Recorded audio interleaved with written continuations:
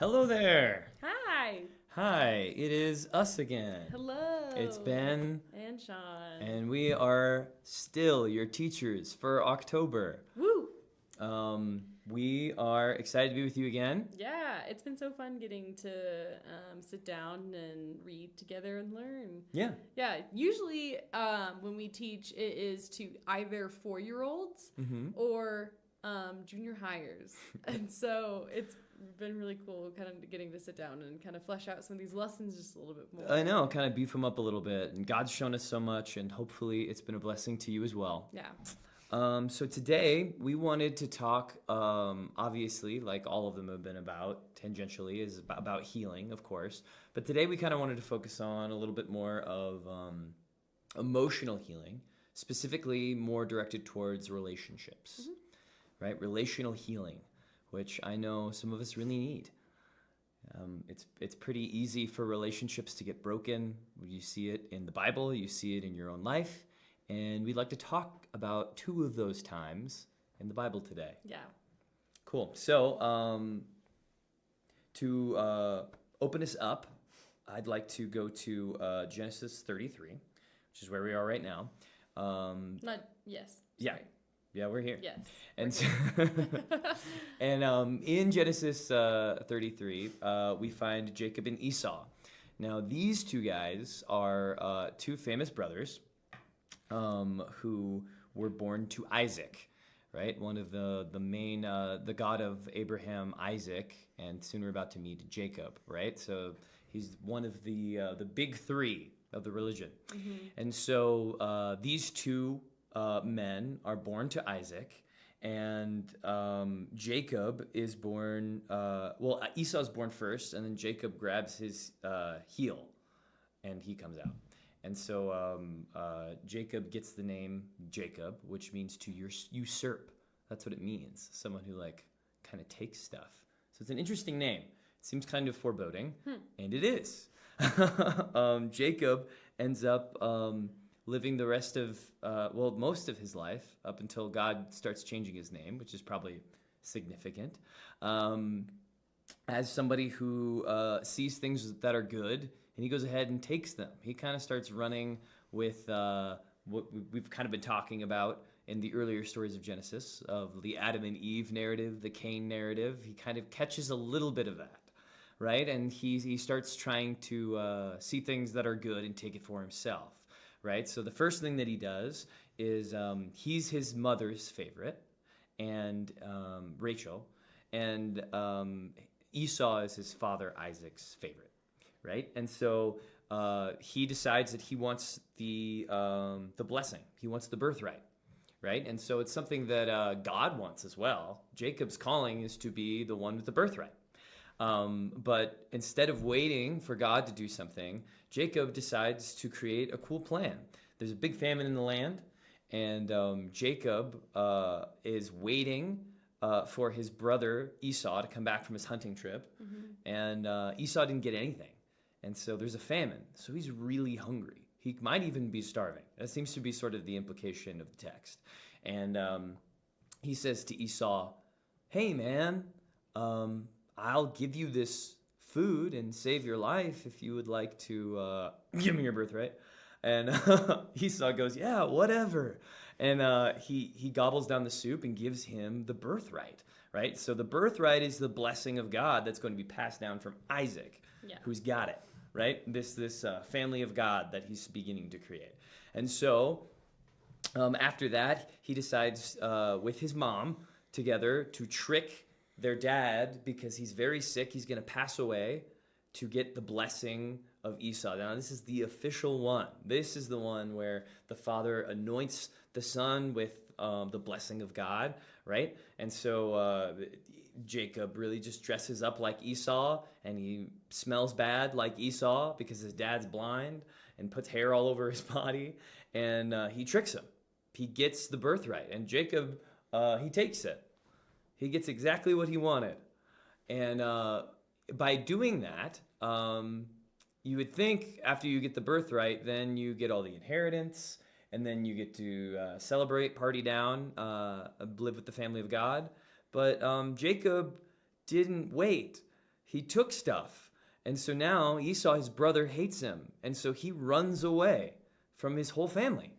He runs away to a different land, and he has to start all the way over because he couldn't trust that there would be enough. There would be enough blessing, or that God would bring him the blessing. And so instead, he takes it and he runs.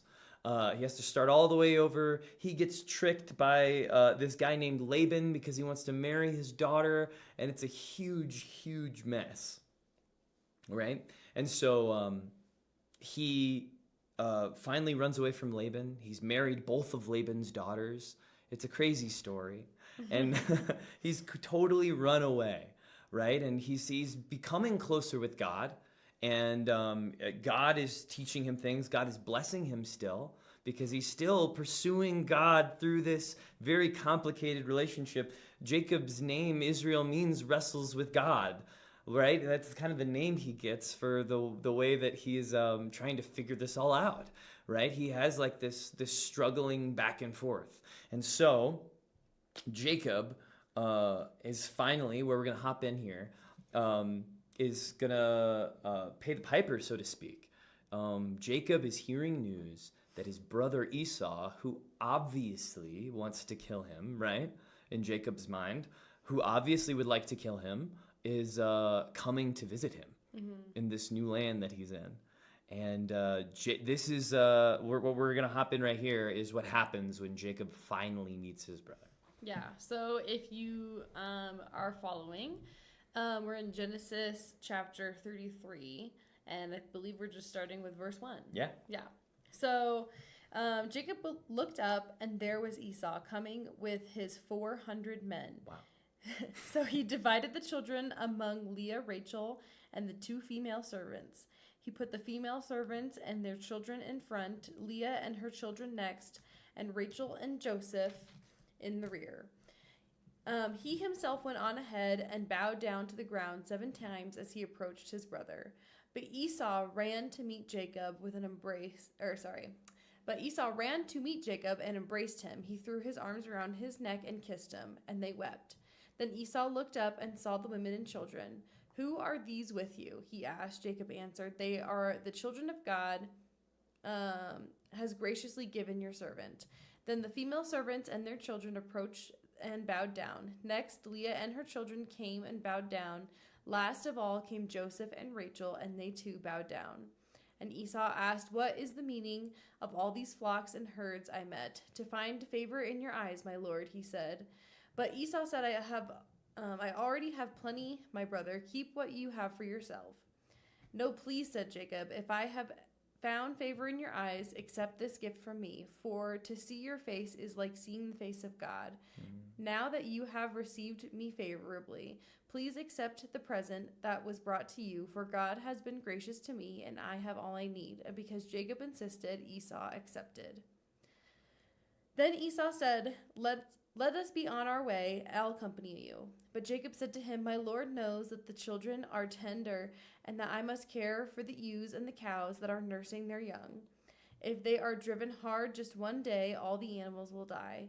So let my Lord go on ahead of his servant, while I move along slowly at the pace of the flocks and the herds before me, and the pace of the children until I come to my Lord in Seir." Esau said, "Then let me leave some of my men with you." "But why do that?" Jacob asked. "Just let me find favor in the eyes of my Lord." So that day Esau started on his way back to Seir. Jacob, however, went to Succoth, where he built a place for himself and made shelters for his livestock. That is why the place is called Succoth. Yeah. So we'll stop right there. Yeah. So there's sort of a lot to unpack there. But when Jacob finally meets together with Esau, we kind of don't get what we expect or what Jacob expects. Jacob expects all of these. It says he has 400 men with him.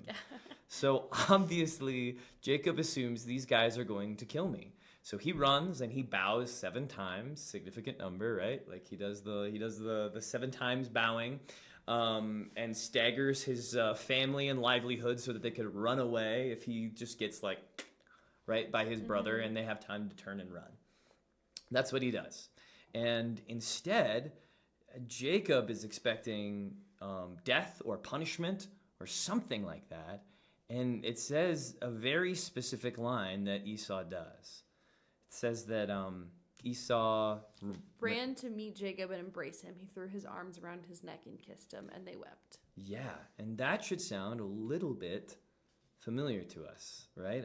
There's a reflection much later in the Bible by one of our favorite speakers. I would even say my favorite. And it's Jesus in Luke 15. The man himself. The man himself seems to reference this story when he's talking to some people. Yeah. So something that I would also like to point out before we kind of hop in here is in that structure that is told there in Genesis, Jacob is forgiven by his brother, right? He receives complete forgiveness. He should owe Esau his life. But Esau, instead, he wants to spend time with him. He wants to build a life with him. Jacob even says that seeing your face, Esau, is like seeing the face of God. It's really an interesting verse that the guy Esau, who we thought was just like a guy who doesn't really care about his birthright or anything, he stays back with his father's house, and he doesn't run away. And he ends up being the kind of guy who can look like the face